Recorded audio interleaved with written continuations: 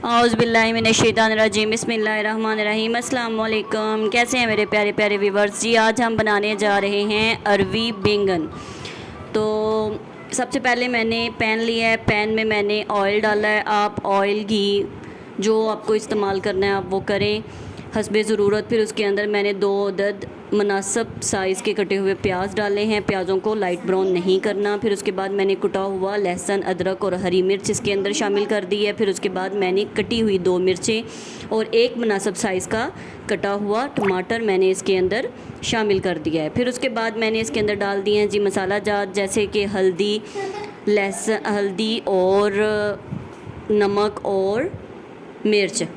और फिर इसके बाद मैंने इसको थोड़ा सा भूनने के बाद मैंने इसके अंदर अच्छी तरह से वॉश की हुई अरवी डाल दी। अरवी डाल के मैंने इसको भूना है। भुनाई करने के साथ मैंने इसके अंदर डाले हैं बैंगन जी। मैंने आपको जैसे दिखाया है, आपको दिखा रही थी पीछे के बैंगन जो है ना वो मैंने मैरिनेट किए थे। किसके साथ? थोड़ा सा दही लिया था, थोड़ी सी काली मिर्च ली थी और थोड़ी सी हल्दी ली थी और थोड़ा सा नमक। फिर मैंने इसको लगा के ना जब तक मैंने मतलब बाकी सारा काम कंप्लीट किया है ना जो पकाने वाला, तब तक जो है ना इसके अंदर मैंने इसको मैरिनेट करके रखा है।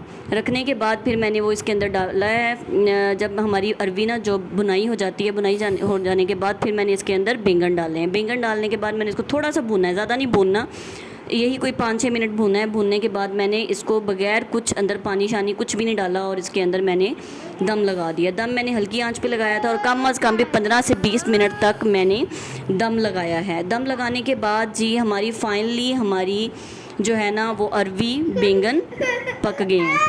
खुश्क मसाला जार डाले हैं, जैसे कि सूखा धनिया और साथ गरम मसाला, वो स्प्रिंकल कर दिया थोड़ा थोड़ा।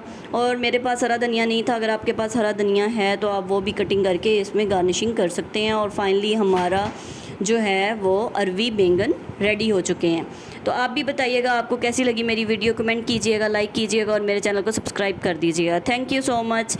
अपना बहुत सारा ख्याल रखिएगा और आप भी बताइएगा कि आप अरवी बैंगन कैसे बनाते हैं।